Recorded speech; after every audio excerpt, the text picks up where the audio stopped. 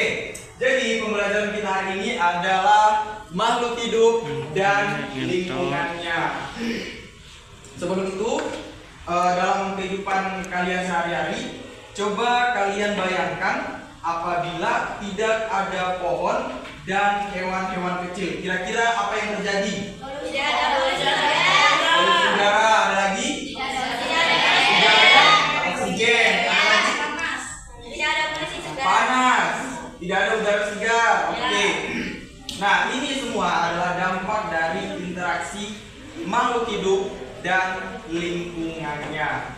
Jadi pembelajaran kita kali ini adalah mempelajari tentang interaksi makhluk hidup dengan lingkungannya. Tujuannya supaya kalian dapat memahami apa itu interaksi makhluk hidup dan lingkungannya. Oke, nah silakan lihat gambar yang ada di depan. Ini terdapat sungai yang bersih dan sungai yang kotor. Silakan kalian catat di buku kalian masing-masing. Nomor 1, apa perbedaan dari kedua gambar tersebut? Apa perbedaan dari kedua gambar tersebut? Sudah? Oke, yang kedua, apa yang mempengaruhi kedua lingkungan tersebut? Sudah?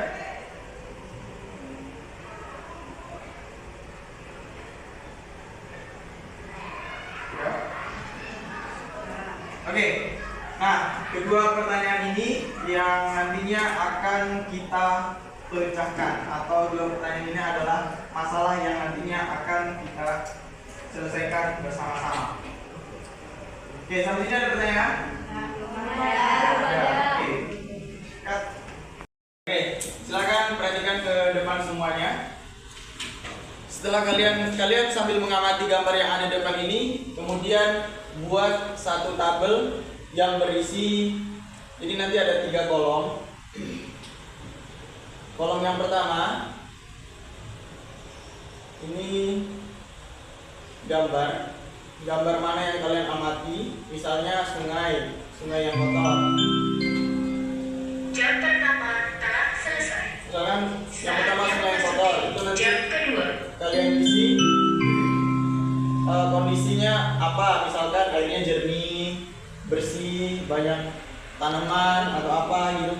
Kemudian yang di sini itu makhluk hidup apa yang terlihat? Makhluk hidup apa yang terlihat? Nah, ini kalian tulis di buku kalian masing-masing. Silakan digambar tabelnya. Ada 3 kolom, gambar, kondisi, sama makhluk hidup yang terlihat di gambar masing-masing.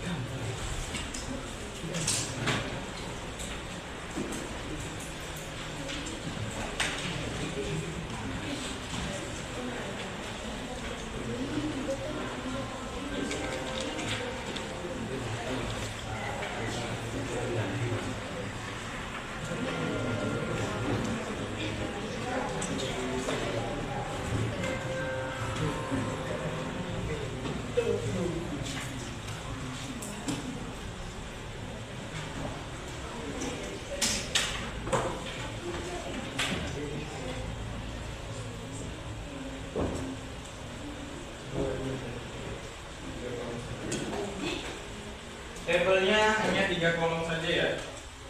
Gambar, 3 baris, 3 kolom. 3 baris, 1, 2, 3. 3 kolom, 1, 2, 3. Oke. Silakan dilanjutkan.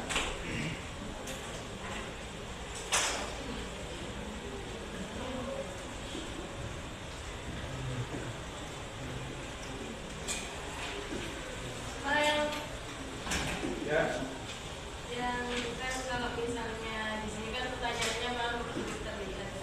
Kalau misalnya di sungai kotornya nggak ada terlihat apa-apa, cuma kelihatan sampah. Oke, berarti dikosongkan kalau tidak terlihat makhluk hidup di situ.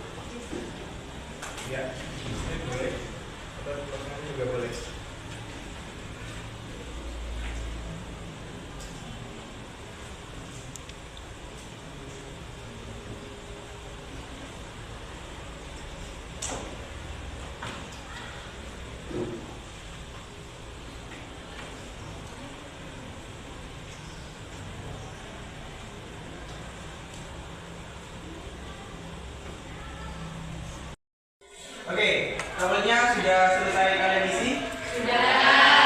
Oke, silakan dua orang untuk membacakan hasil apa saja yang kalian temukan dari kedua gambar ini. Ada yang ingin? Oke. Nah. Sungai jernih, sungai bersih, kondisinya itu bersih, jernih dan tidak ada sampah sedikit pun. Makhluk hidup yang terlihat itu ada banyak ikan dengan berbagai jenis yang berbeda. Oke. Jadi sungai yang bersih itu menandakan kondisi lingkungan yang sehat. Jadi banyak makhluk hidup yang ditemukan di sana. Kemudian yang sungai kotor, silakan satu orang. Oke.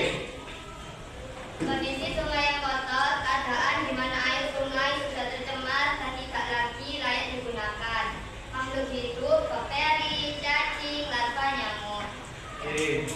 Silakan berikan aplaus untuk kedua teman kalian.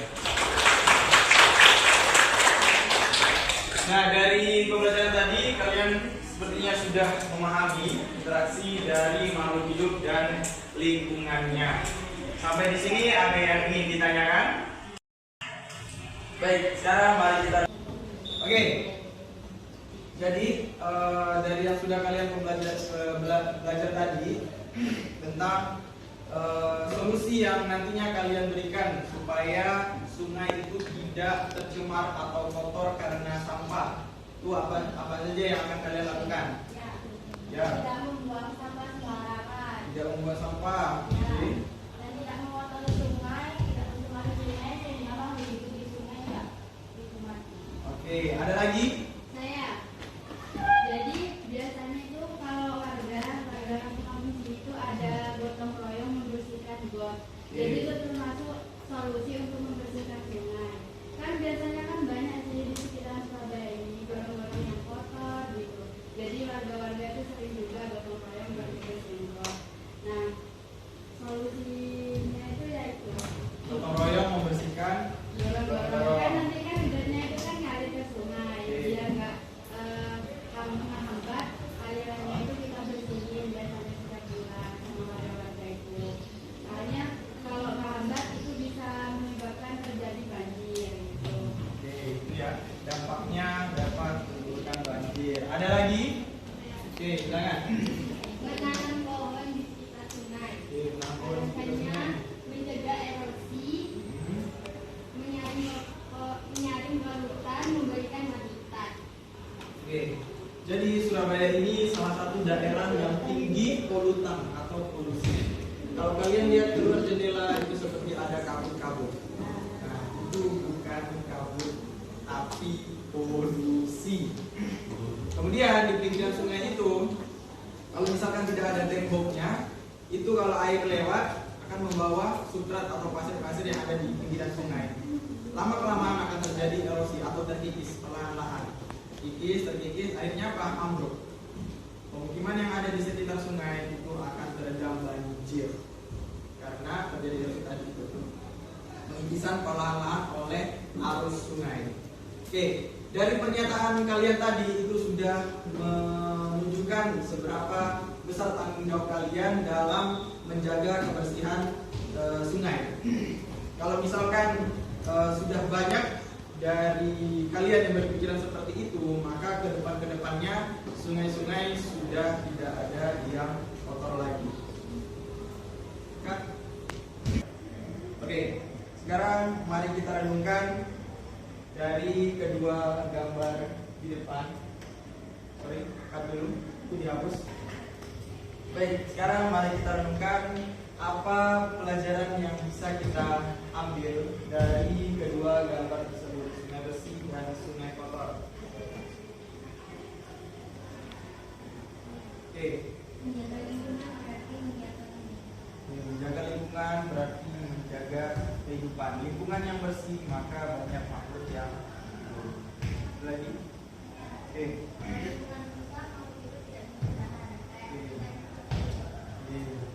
Kalau lingkungannya rusak, maka makhluk hidupnya tidak bisa bertahan. Contohnya ikan. Ketika airnya kotor, ikannya mati. Renungkan apa pelajaran yang bisa kita ambil dari kedua gambar tersebut, sungai bersih dan sungai kotor? Oke. Menjaga lingkungan berarti menjaga kehidupan. Lingkungan yang bersih maka banyak makhluk yang hidup. Lagi? Oke. Lingkungan rusak makhluk hidup tidak bisa bertahan. Kayak ikannya mati. Kalau lingkungannya rusak maka makhluk hidupnya tidak bisa bertahan. Contohnya ikan. Ketika airnya kotor, ikannya mati. Oke. Dari sini saya rasa kalian sudah cukup paham interaksi makhluk hidup dan lingkungannya. Artinya makhluk hidup itu membutuhkan lingkungan yang bersih untuk bisa bertahan. Dari sini ada yang ingin ditanyakan? Belum ada. Oke, silakan. Kalau misalnya jenti-jenti di sungai yang kotor itu tetap hidup atau mati?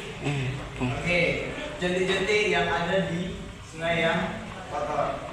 Nah, perlu diketahui, jenti-jenti merupakan salah satu makhluk hidup yang dapat bertahan di lingkungan yang lumayan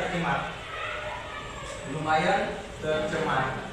Nah, dia bisa hidup di lingkungan itu karena dia punya mekanisme bertahan hidup. Dia tidak seperti ikan yang membutuhkan oksigen yang begitu banyak dari air, tapi dia hanya membutuhkan sedikit oksigen. Makanya kalau kalian lihat di permukaan air biasanya itu ada jentik nyamuk. Jadi mereka banyak hidup di permukaan air. Mereka juga punya alat pernapasan di bagian ekor.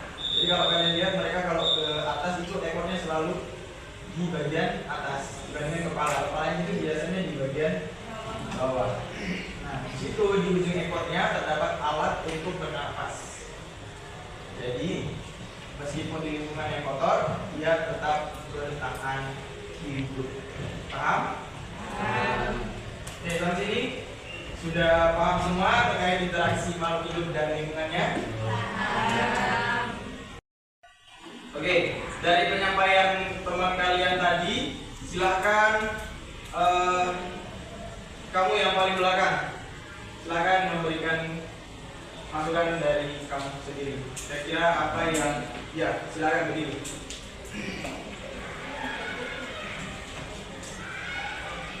Perbedaan antara sungai kotor dan sungai bersih disebabkan oleh tingkat kepedulian manusia terhadap lingkungan.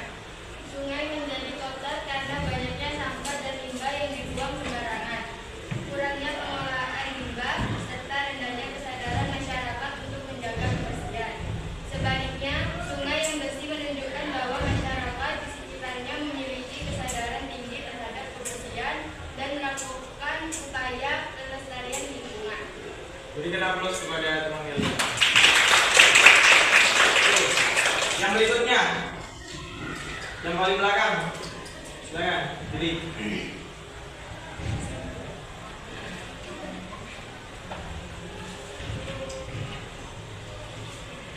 Kondisi lingkungan sangat mempengaruhi kehidupan makhluk hidup. Lingkungan yang sehat bisa menyediakan air, udara, dan tanah sehingga tumbuhan, hewan, dan manusia hidup dengan baik. Sedangkan lingkungan yang kotor dan tercemar dapat menyebabkan kematian makhluk hidup dan dapat menimbulkan penyakit bagi tumbuhan. Oke, jadi dari pernyataan teman kalian, kesimpulannya adalah lingkungan yang bersih itu terdapat banyak makhluk hidup di sana. Kemudian lingkungan yang kotor itu tidak terdapat banyak makhluk hidup yang ada di sana. Silakan berikan aplaus untuk kalian. Oke, hari ini kita sudah mempelajari tentang makhluk hidup dan lingkungannya. Harapannya kalian semua sudah paham terkait apa itu makhluk hidup dan interaksi apa yang dijalannya dengan lingkungannya. Semoga kalian juga bisa menjaga lingkungan kalian tetap bersih dari sampah-sampah plastik terutama dan limbah-limbah rumah tangga. Ya, oke, pembelajaran kita sampai di situ dulu hari ini. Sebelumnya saya ingin bertanya, gimana pembelajaran kita hari ini? Dari 5 bintang, berapa bintang yang kalian berikan?